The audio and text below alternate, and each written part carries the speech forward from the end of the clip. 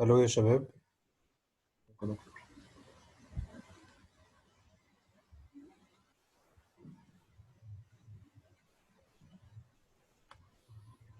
طيب كلكم سامعني؟ انا دكتور محمد.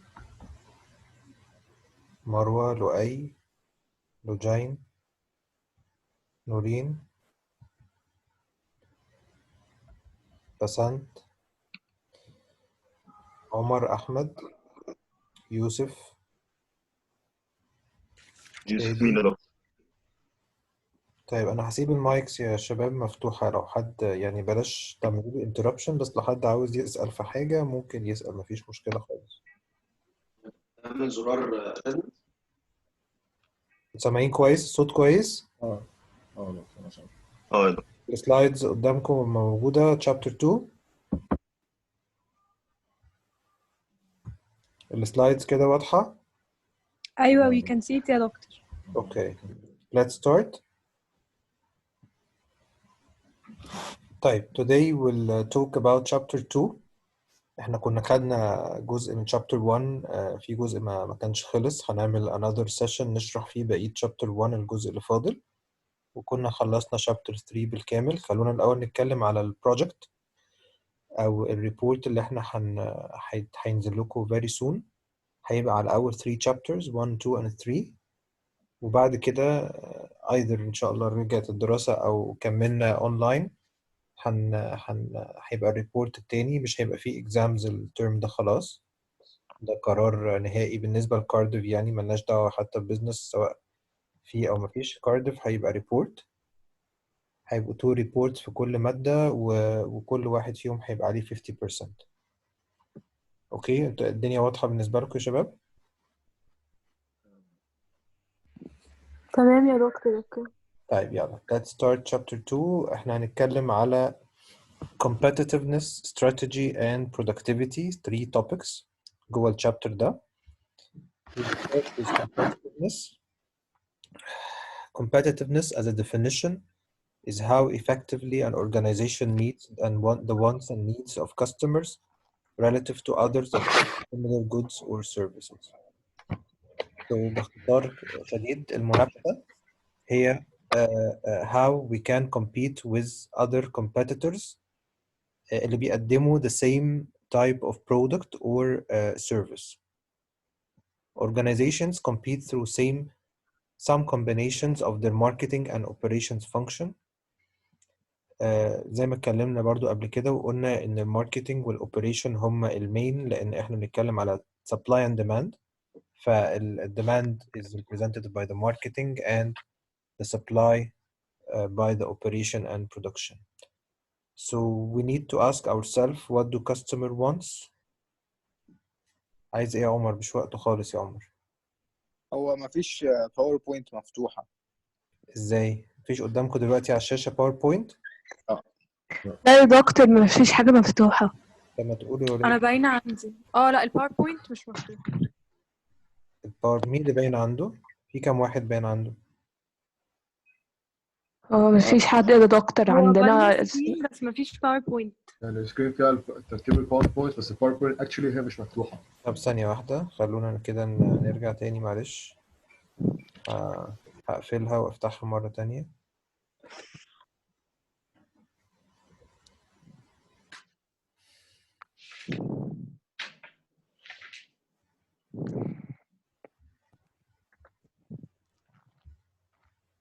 هي قدامي مفتوحة ومفيش أي حاجة المفروض تشوفوها. طيب يا نجرب دكتور تاني، مش باينة. نجرب تاني. كده. كده باينة يا دكتور. كده أوكي؟ اه كله شايف يا ولاد؟ تمام. طيب أوكي. فاحنا كنا بنتكلم على competitiveness، احنا خلصنا السلايدز دي. في أي سؤال في what do you mean by competitiveness؟ How effectively an organization meets the wants and needs of customer relative to other that offer similar goods or services. طيب في عندنا 5 keys that business use to compete with one another. Number 1 أو أول key عندنا إزاي ممكن المنافسين يتنافسوا مع بعض. price. شايفين يا ولاد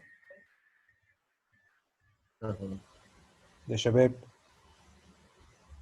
شايفين يا دكتور؟ price the amount a customer must pay for the product or service. طبعا we can compete through البرايسنج بتاعنا. البرايس كل ما طبعا الكاستمر، وده is reflected لنوع الماركت كمان اللي احنا فيه. لو احنا رايحين ناحية ال perfect competition، تاني احنا شرحنا الجزء ده في اول محاضرة.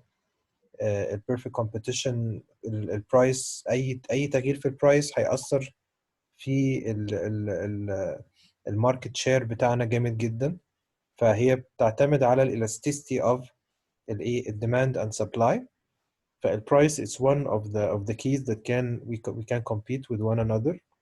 كمان الكواليتي it refers to the buyer's perception of how well the product or service will serve its purpose. الكواليتي من الحاجات المهمة جدا اللي نقدر نتنافس بيها، ونقدر كل ما نعلي الكواليتي كل ما ده هيخلي الماركت شير بتاعنا أحسن، هيخلي الكومبetitiveness بتاعنا يعلى أكتر. البرودكت differentiation refer to any special feature that cause goods or service to be perceived by the buyer as more suitable than a competitor's product or service. وهنا كلمة product differentiation بنتكلم mainly على ال competitive advantage أو الحاجة اللي ممكن تميزك عن الكومبيتيتور بتوعك. ف it's very important إن كل product عايز يبقى more competitive، إن يبقى عنده حاجة يعني بترفلكت الكاركتر بتاعته، بتخليه دايما different. فده معنى product differentiation. الحاجة الرابعة الفلكسبيليتي، قد ايه انت flexible للماركت، بالذات الحاجات اللي فيها تكنولوجي، البرودكتس او الجودز اللي ليها علاقة بالتكنولوجي، كل ما تبقى more flexible to changes و to الكاستمر wants، وتقدر ان انت تغير من البرودكت بتاعك، ده بيخليك more competitive في الماركت. وطبعا اخر حاجة التايم it refers to the number of different aspects of an organization operation. ممكن نبص لها من two point of views. One is how quickly a product or service is delivered to the customer. يعني قد ايه السرعة ان انت بتوصل البرودكت بتاعك، وده بنسميه الليد تايم. الليد تايم LEAD هو الوقت اللي من ساعة ما انت بتطلب البرودكت لحد ما بيوصل لك لحد البيت. كل ما الوقت ده بيقل كل ما انت بتبقى more competitive، كل ما انت بيبقى عندك opportunity اكتر من الكومبيتيتورز بتوعك. Another is how quickly a new product or service are delivered and brought to the market. قد ايه انت كمان عندك سرعة في الانوفيشن بتاعك، وقد ايه انت تقدر to be يعني تقدر تتماشى مع الماركت بشكل كبير، وتقدر ان انت دايما تحدث وتعمل new product based على الكاستمر wants and needs. هم دول ال5 keys اللي احنا قلنا عليهم تاني: price, quality, product differentiation, flexibility and time. سامعين كويس يا ولاد؟ اه يا دكتور. يا دكتور ايوه. اوكي. Why some organization fail؟ ليه بيحصل failure ل some of the organizations؟ عشان مش بياخدوا بالهم من حاجات معينة، وأهمها إن هما they neglect ال operation strategy. احنا اتفقنا إن ال operation هي الكور بتاع أي business. فأنت لما بتعملي أي neglection لل operation strategy، أنت كده you are sure you will fail. حتى لو أنت you are care about the marketing about the finance، ولكن لو أنت أهملتي ال operation strategy يعني be sure that the organization will fail. كمان when you are not taking advantage of the strengths and opportunities. وطبعا احنا عارفين الفرق بين strengths و opportunities. The strengths is an internal aspects and opportunities are external things which is good. وبرضو failing to recognize the competitive threats and weakness. وبرضو عارفين ان ال threats هي ال external وال weakness هي ال internal. فاحنا we have to take care من SWOT analysis جامد جدا. اللي ما بيقدرش يريفير او ياخد بالسوات اناليسيس بتاعته ويشتغل عليها sure he will fail. كمان من الحاجات المهمة جدا جدا جدا is neglecting investing in human capital او human resources. ودي مشكلة كبيرة جدا بتواجه كل الشركات، ان في شركات بتركز على الفاسيلتيز وبتركز على الشكل وعلى البلاتفورم، ولكن طب التريننج شكله عامل ازاي، الناس دي متدربة ازاي، حاجة زي اللي احنا بنعاني منها دلوقتي، أو كلنا حصل مشكلة، حتى لو عندنا جود بلاتفورم والناس مش متدربة عليه، دي هتبقى مشكلة كبيرة. فالهيومن كابيتال is very important إن أنت تقدر تدربهم وتinvest فيهم وتدفع فلوس وتديهم more care. فبعض الشركات بتفيل بسبب إن هم ما بيعملوش ده. كمان الكوميونيكيشن، الجود internal communication مهم جدا يبقى فيه communication بين الهيراركي كله من التوب مانجمنت لحد تحت. لو في miss of communication ده بيخلي some of the organizations بيحصل لهم failure. آخر حاجة طبعا failing to consider consumer wants and needs. خلاص دي مالوش لازمة بقى إن هو يعمل حاجة، اللي مش واخد باله من الكاستمر بتاعه عاوز إيه طبعا لازم هيفيل يعني. طيب نروح للجزء التاني، الكومبتitiveness كده خلص. احنا بنتكلم دلوقتي على الهيراركي بلاننج، واعتقد الكلام اللي احنا هنقوله دلوقتي ده انتوا خدتوه في المانجمنت 1 وفي مانجمنت 2 وفي الاو بي، الميشن، جولز، ستراتيجيز، تاكتكس، ولكن هنا احنا بنبص من وجهة نظر الاوبريشنال. انا هحاول ابقى سريع شويه عشان انا عارف ان التايم محدود، ولكن خلينا لو حد عنده سؤال يوقفني، بلاش يستنى للاخر. What's mission? A reason of the organization's existence. State the purpose of the organization. يبقى أنت محتاج إن أنت لما تقرأ الميشن أو الميشن ستيتمنت تفهم هو الشركة دي عايزة إيه وبتعمل إيه وشغالة في إيه. فهي it's a formal short written statement of the purpose of the company or organization. A mission statement should guide the action of the organization, spell out its overall goal, provide a sense of direction and guide decision making. من قبل كمان الميشن في حاجة اسمها الفيجن.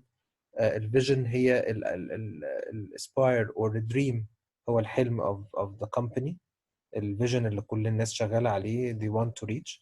ولكن الميشن هو الجول الأساسي the big goal. طيب من الميشن بيطلع الجولز بقى different goals. يبقى أنت ممكن يبقى عندك ميشن ستيتمنت واحدة كبيرة strategic وبيطلع منها different goals. الجولز دول ممكن يبقوا أكتر من واحدة، ممكن يبقوا 2، ممكن يبقوا 3، ممكن يبقوا 4.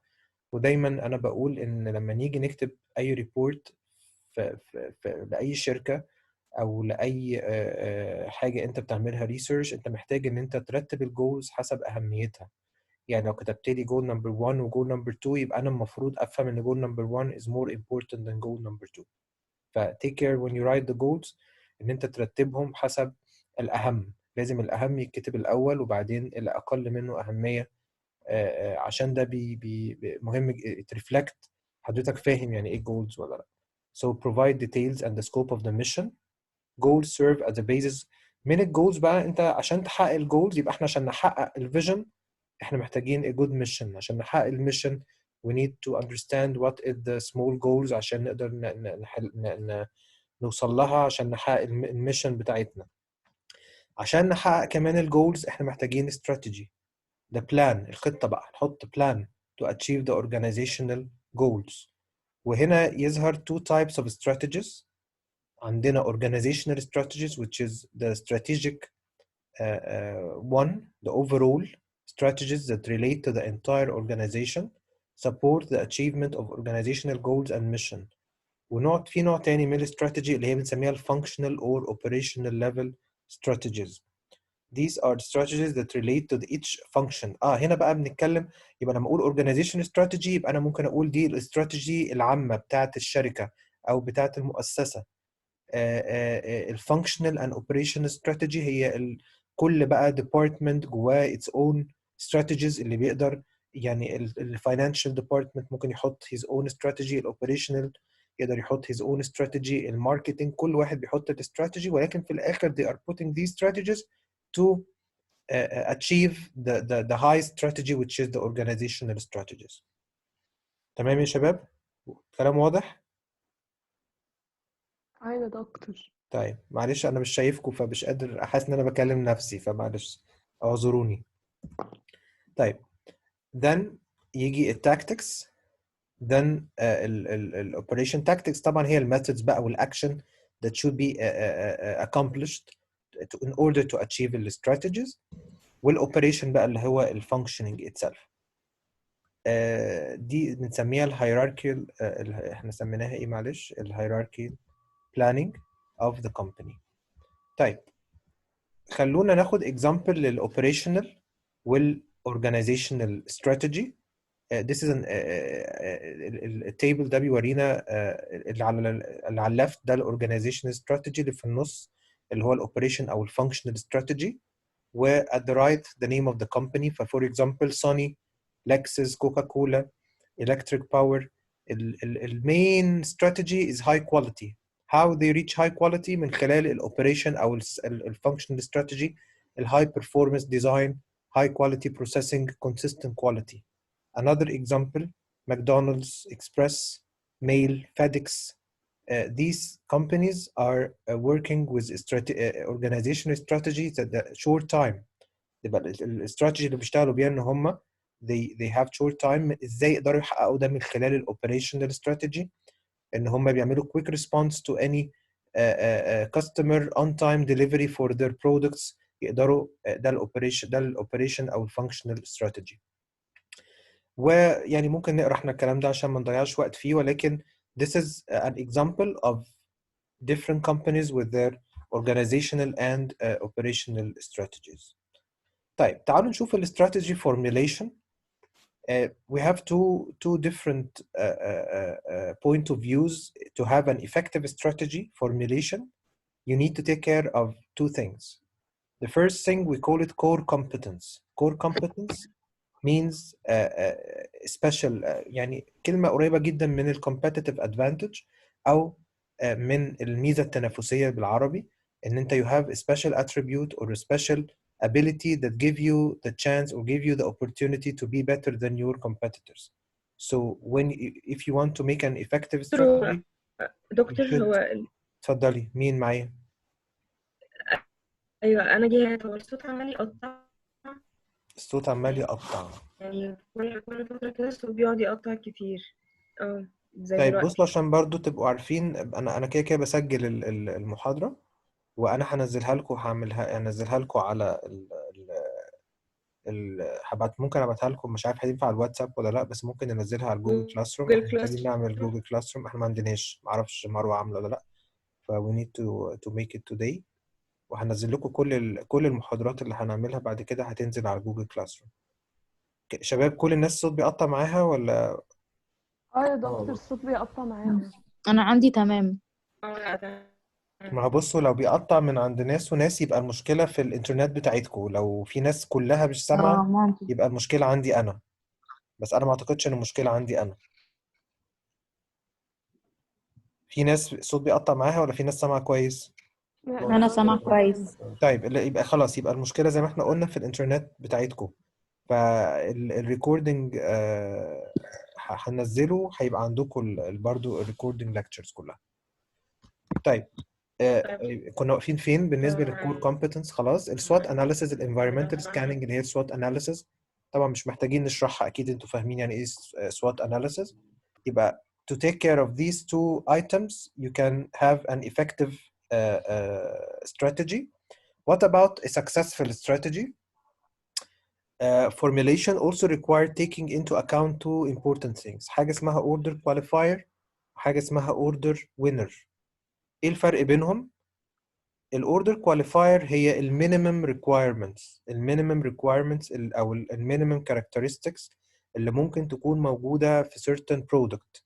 ناخد اكزامبل، يعني مثلا نقول الموبايل ايه الاوردر كواليفاير فور اني موبايل؟ ان حضرتك لما تيجي تشتري موبايل وعايز فيه الاوردر كواليفاير، يبقى هتلاقي فيه ان هو بيتصل، هتلاقي فيه ان هو دلوقتي الكاميرا بقت اوردر كواليفاير، ان يبقى صورته واضحه ده اتس ان اوردر كواليفاير، ان صوته يبقى كويس، ان البطاريه تبقى كويسه، كل دي از اوردر كواليفاير. طب وات اباوت ان اوردر وينر؟ اوردر وينر means special، نفس الفكره بتاعت الكور كومبتنس، special characteristics موجوده مش موجوده في الكومبيتيتورز. زي سوني كده، الموبايلات السوني الكاميرا الميجا بيكسلز بتاعتها عاليه جدا، فهم بيتميزوا بكده. الابل مثلا بيتميز بالسكيورتي عالي جدا. الاندرويد بيتميز بالابلكيشن والسوفت وير بتاعه بشكل معين. فالاوردر وينر هي نفس فكره الكور كومبتنس. تعالوا ناخد بقى الديفينيشن بتاع الكلام ده. يبقى الكور كومبتنس معناه ايه؟ It is a special attribute or abilities that give the organization a competitive edge. To be effective core competence and strategies need to be aligned. لازم الكور competence بتاعك align مع الاستراتيجي اللي حضرتك بتستخدمه. الانفايرمنتال سكاننج اللي هم السوات اناليسيز either external اللي هم الاوبورتونيتيز والثريتس، والانترنال اللي هم السترينثs and weakness. طيب ناخد examples of opportunities and threats. ايه الاكسترنال فاكتورز؟ حاجات زي ايه؟ الايكونوميك كونديشن، اي حاجه uncontrollable either opportunities and threats، اي حاجه uncontrollable. الايكونوميك condition is uncontrollable، الpolitical conditions is uncontrollable، الانفايرمنت والكلايمت والتشينج in the weather is uncontrollable. التكنولوجي مش بتاعتك، بتاعت الاخرين is uncontrollable. الكومبيتيتورز الكومبيتيشن بانواعها is uncontrollable. التايب اوف ماركت اللي انت فيه انت it's uncontrollable، ما بتقدرش تختار الماركت، انت بيفرض عليك ماركت معين، والماركت ده ممكن يتغير من وقت لوقت، ومن يعني كل فترة ممكن يحصل change in the type of the market وشكل الماركت. طب what about ال strengths وال weakness؟ على فكرة كل حاجة ممكن تبقى strengths وممكن تبقى weakness، وكل حاجة من اللي فاتوا دول ممكن تبقى opportunity وممكن تبقى threat في نفس الوقت. يعني economic condition sometimes it's an opportunity and sometimes it's a threat. The political condition sometimes it's an opportunity and sometimes it's a threat. نفس الكلام هنا. أنا هجري بسرعة شوية ولاد عشان التايم. الhuman resources is an internal factor. facilities and equipment. financial resources an internal factor. customers بتوعنا is an internal factor. product and services. التكنولوجي، خلي بالك التكنولوجي متعادة مرتين، مرة هنا ومرة.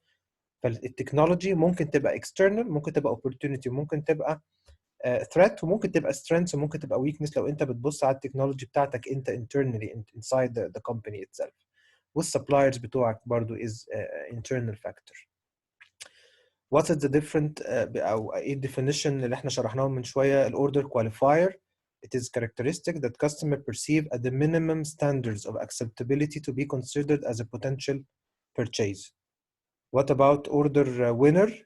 Characteristics of an organization, goods or service that cause it to be perceived as a better than the competition. معايا يا ولاد؟ شباب يا دكتور مع حضرتك. هو في كام واحد سامع كويس ممكن يقول لي كده؟ انا سامع كويس. لا الاوديو معايا كويس. لا أنا كمان أنا كنت سامعة كمان كويس. سامعة كويس. طيب يعني الناس ما عندهاش مشكلة. طيب انا سامع كويس. طيب في برضو different strategies for in organizational strategy. we have two different type of strategy. في ناس بتهتم بالquality فعشان كده سموه quality based strategies that focus on quality in all phases of the organization. بيحطوا الquality هو number one، ما بيهتموش بأي حاجة تانية، ما بيهتموش بالتايم، ما بيهتموش الوقت ممكن ياخد قد ايه عشان انتج البرودكت، ولكن اهم حاجه ان الحاجه ما تبقاش poor quality، ان الحاجه عشان بيهتم جدا بالريبيتيشن بتاعته، بيهتم جدا بشكله، بالايمج وبالكاستمر. ف this is one of the strategies. واشهر يعني example دايما بنحب نقوله في الكواليتي بيست استراتيجي هي الساعات الرولكس، او الساعات عامه البراندز الكبيره. وقلت لكم متهيألي قبل كده، انا قلت لكم المعلومه دي ولا لا، ان الساعه بتاخد around 1 year to be for the market. مش تصنيعها بياخد 1 year، ولكن الساعه ممكن تاخد من 2 or 3 months، ولكن الكواليتي كنترول اللي بيتعمل عليها بيبقى عالي جدا. فهم ما بيهتموش الحاجه تنتج بسرعه ولا لا، بيهتموا ان الحاجه تطلع، مهم تطلع كويسه وتطلع ما فيهاش اي ديفكت، ونسبه الديفكت بتاعتها يبقى قليله جدا. other strategies برضو في ناس بتهتم بالتايم. time based strategies that focus on the reduction of time needed to accomplish task. It is delivered that by reducing time costs are low, quality is higher, productivity is higher. اي حد بيختار استراتيجي خلي بالك بيبقى مؤمن بيها. يعني اللي بيركز على التايمينج هيبقى مؤمن جدا بفكره ان التايم هيحسن له البرودكتيفيتي، ولكن مش دايما بيحصل كده. وفي ناس تانية برضو لما بتشتغل بالكواليتي ساعات بتهمل التايمينج، وساعات بتبقى بتبقى اوت اوف ماركت، وده بيحصل في شركات كتيره جدا، بالذات شركات العربيات. يعني في عربيات بتلاقيها كده غاليه جدا بس هما طلع اوت اوف ماركت. يعني انا بالنسبه لي مثلا العربيات الرويز رايز هتستغربوا ان هي غاليه جدا، بس لحد دلوقتي بتشوفوها تلاقوها برضو فيها كده كلاسيك قوي، ما هياش ماشيه مع العصر بتاعنا، لان هم بيهتموا جدا بالكواليتي، فما بيركزوش على فكره التايمنج، وان هم لازم هو اهم حاجه الحاجه تطلع كويسه، تطلع شكلها تطلع الفانكشننج بتاعتها كويسه. فايتس different point of views يعني. الجزء الاهم في الشابتر هو ده الجزء الثيوريتيكال اللي فات، يعتبر الجزء بقى البراكتيكال، الجزء بتاع البرودكتيفيتي. What's productivity? Productivity is one of the important measurement اللي كل الناس بتستخدمها عشان تقيس الافشنسي والeffectiveness بتاعت اي شركة. You can measure productivity. How you can measure productivity? It's the measure of an effective use of resources. ازاي انت بتستخدم الريسورسز بتاعتك. وزي ما احنا عارفين الريسورسز هم حاجة من اتنين، يعني الريسورسز it's an input، والاوتبوت بتاعنا اللي هو الجودز اند سيرفيسز. So it's a ratio between الاوتبوت and الانبوت. فعشان تحسب البرودكتيفيتي very simply هتعمل ايه؟ هتقسم الاوتبوت على الانبوت. يا جماعه بليز بلاش صوت، الناس اللي بتاخد يعني الفاتحه المايك بليز ما يعملوش دوشه. اللي عايز يقفل المايك، اللي عايز يتحرك، اللي عايز يعمل اي حاجه بليز يقفل المايك. productivity equal the output over the input. We have three types of productivity. خلي بالك لازم نعرف الفرق بينهم كويس جدا، عشان in the paper او in the report انا حسب هطلب منك ايه حضرتك هتحسب. فلو طلبت منك ال partial productivity اللي هو اول نوع، اللي هو output على one single input، يبقى output على labor is a partial، output على capital is a partial، output على الماتيريال is a partial. يبقى كلمة partial معناها ايه؟ معناها one single input. يبقى لو جيت في البيبر طلبت منك، جبت لك كيس ستادي وطلبت منك احسب لي الليبر برودكتيفيتي، يبقى ده ايه؟ ده partial. طب what about the second type which is multi-factor? Multi-factor means more than one, multiple inputs. يبقى لو جيت طلبت منك برضو احسب لي الليبر and machine productivity، يبقى ده multi-factor. احسب لي الليبر and capital and energy productivity، يبقى ده ايه؟ مالتي فاكتور. طب لو جيت في الاكزام، او سوري مش في الاكزام بقى، لو جيت في البيبر طلبت منك احسب لي البرودكتيفيتي، توتال برودكتيفيتي، يبقى هقسم الجودز اور سيرفيس على مين؟ على كل الانبوتس اللي عندي. يبقى ايه الفرق بينهم تاني؟ الفرق ان البارشل بقسم على just one input، المالتي فاكتور بقسم على 2 or 3 or 4، التوتال بقسم على كل الانبوتس اللي عندي. خلي بالك الاوتبوت ثابت فين؟ في الثلاثه ما بيتغيرش. الاوتبوت ثابت، انما مين اللي بيتغير؟ الانبوت اللي تحت. You got it؟ كله فاهم؟ طيب تعالوا ناخد اكزامبل بسيط كده، يا ريت يبقى جنبنا كده ورقه وقلم ونحاول نحل الاكزامبل مع بعض. هستناكم 1 minute تجيبوا ورقه وقلم. شباب يلا كله يجيب ورقه وقلم كده عشان نشوف ازاي نحسب التوتال او البارشل او المالتي فاكتور productivity. We still have 15 minutes to go. احنا فاضل لنا 10 minutes ونخلص. خلاص تمام، كله معاه ورقة وقلم؟ تمام يا دكتور. طب يلا. ايه رأيكم في موضوع الاونلاين ليكتشر ده؟ احلى ولا مش احلى؟ اريح بصراحه. طبعا انتوا مبسوطين طبعا وقاعدين في البيت صح؟ لا ايوه مش اريح فعلا. خالص. خلي بالكم الانتراكشن والكوميونيكيشن بينا مهمة جدا. بيفهم اكتر. طبعا مهما كان الاونلاين، انا بشوف ان هو مش يعني حلو طبعا، بس ما هوش احسن حاجة. لا الليكتشر طبعا في المحاضرة حاجة تانية يعني. ده في وجهة نظري، بس طبعا في وجهة نظركم لا.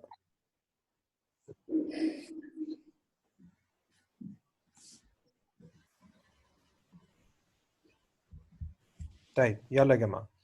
This is a company that have produces 5,500 units and standard price 35 units $35 per unit.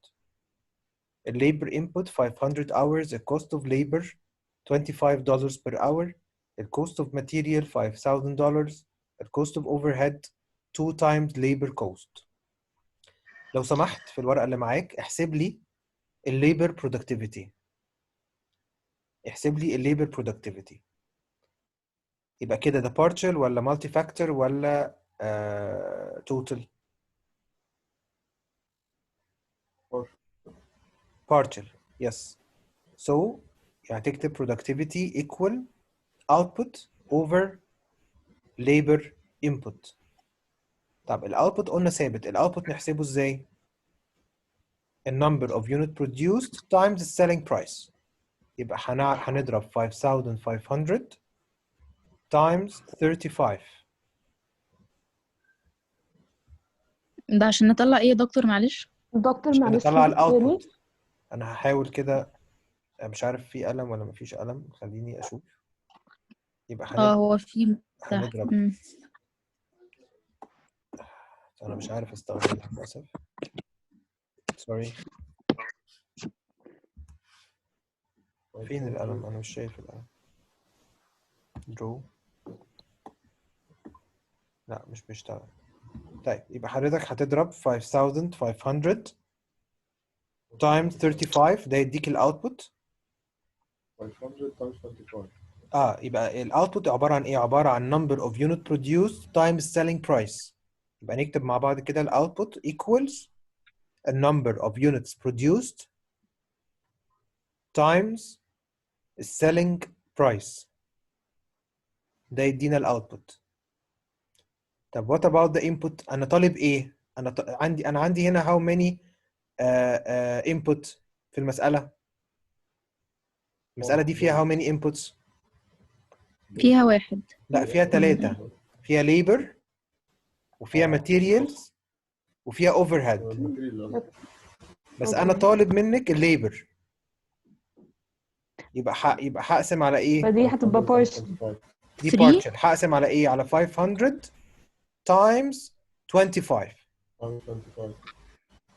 طب لو انا طالب مش فاهمة التوتال يا دكتور، برودكت. مش فاهمة.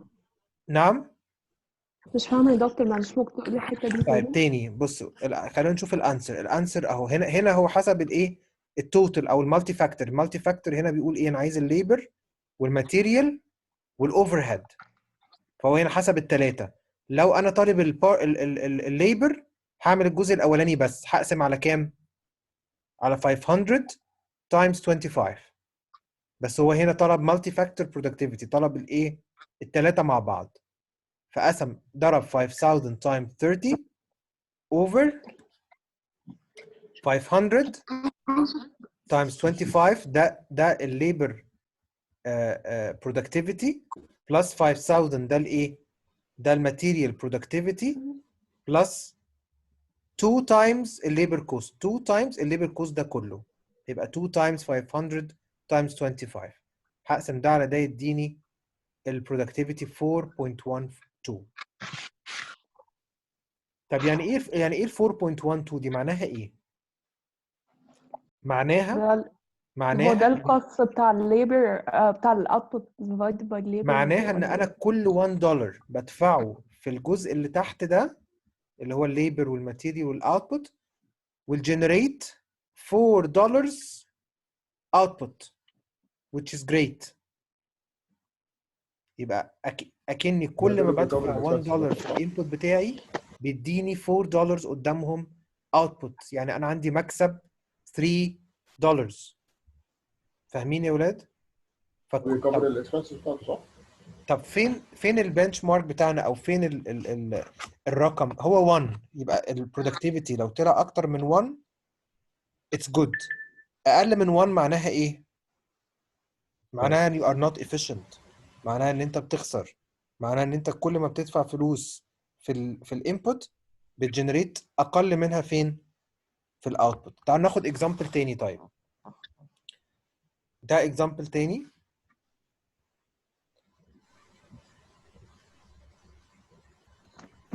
The following table contains productivity information for May and June. هنا عندنا two different times. عندنا May وجون of a landscape service. مديك الاوتبوت جاهز. الاوتبوت كام في May؟ 800 800. مديك في جون بقى كام؟ 1200. 1200. لو انت مش فاهمه productivity هتقولي كده حلو، انا كده زدت 400. صح ولا غلط؟ بس لازم نشوف ايه بقى؟ نشوف الانبوت زاد ولا ما زادش.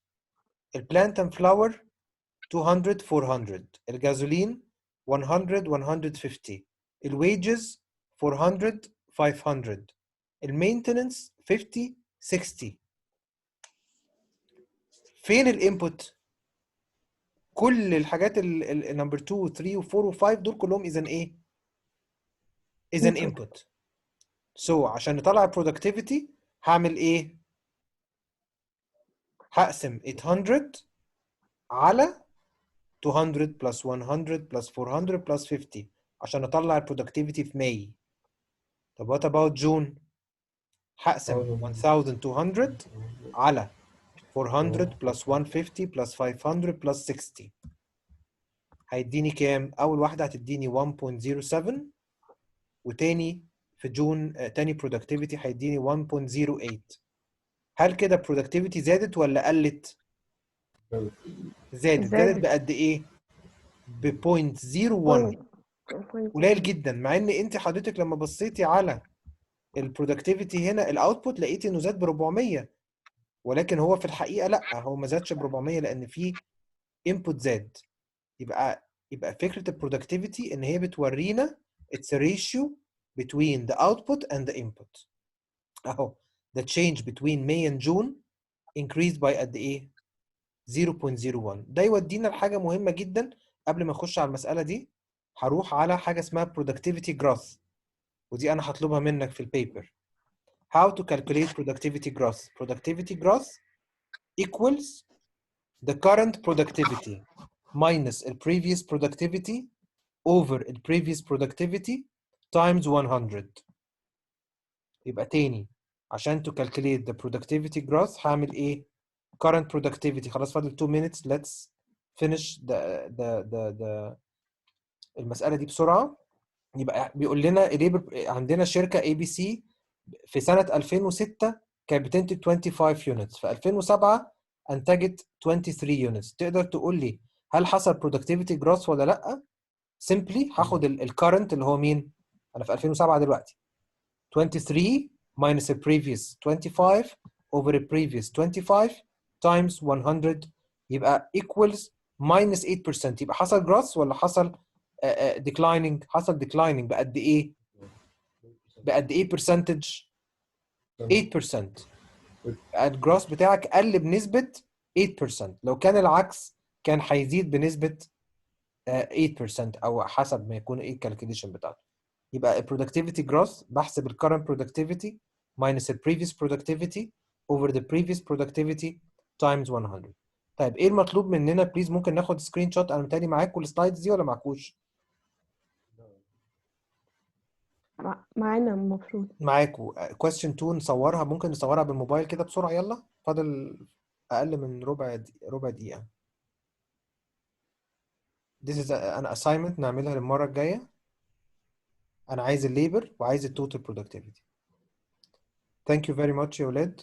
احنا معانا وقت ولا ايه؟ احنا متهيألي 45 minutes، لسه 6 minutes. طب نتكلم شوية. صورتوا المسألة؟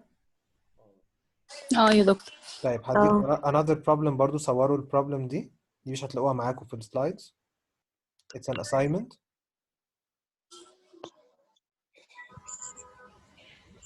خلاص؟ تمام؟ تمام. تمام. another problem. يلا كل دي problems عشان تحلوا. يلا another problem. نصور يلا.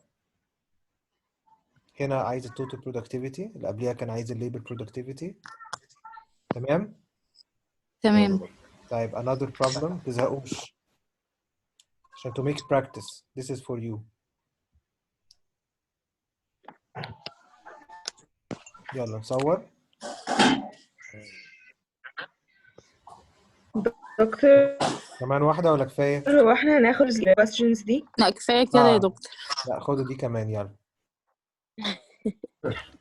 It's not an assignment ما دكتور هو تخافوش. احنا هناخد answers للحاجات دي؟ لا هنحلها مع بعض المرة الجاية. اوكي.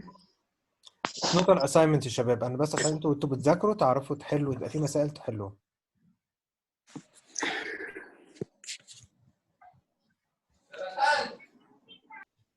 طيب في حد عنده أي أسئلة؟ احنا في chapter 1 وقفنا لحد فين؟ فكروني ايه الجزء اللي فاضل في chapter 1 عشان نكمله المرة الجاية. لوجين. مش عارفة يا دكتور. طيب بقى شوفي بصي كده مع زمايلك عشان انا مش فاكر احنا وقفنا لفين. دكتور احنا اخر حاجة وقفنا فيها الماس اللي هي types of observation، اللي هي craft production اوكي batch خلاص يبقى احنا production المرة الجاية ان شاء الله تاخدوا لكتشر الاسبوع ده ولا let's make it next Sunday في ميعاد المحاضرة. خلينا في ميعاد المحاضرة عادي. starting from بتاخدوا محاضرات تانية ولا لا؟ لا بناخد يا دكتور محاضرات تانية. طيب اوعوا تكونوا بتلعبوا في البيت، احنا عايزينكم تقعدوا تذاكروا. ها قاعدين بتلعبوا طبعا بص الولاد محدش بيتكلم كله ساكت. يا شباب رحتوا فين؟ انا معايا 23 participant هنا. يا شباب يا سيف يا شادي يا يوسف. لا بنذاكر. طيب لو في اي حاجة انا معاكم على الجروب ابعتولي لو في اي حاجة. Thank you very much. انا Thank you يا دكتور. المحاضرة دي I Thank you will دكتور. record it هبعتها لكم. هنشوف بقى هنبعتها ازاي. هشوف مع مروة، متهيألي مروة معانا كمان ولا مروة مش معانا؟ مروة انت معانا؟ لا مروة المعيدة مش معانا. ماشي اوكي. لا مش موجودة. ماشي يا ولاد يلا see you next week ان شاء الله. ماشي thank you. والمرة الجاية نتكلم على chapter 1 وهنتكلم على البروجكت. هنتكلم على البروجكت ايه المطلوب مننا نعمله. تمام. يلا اوكي. باي Good luck. باي Bye باي. bye. Bye bye. باي باي. باي.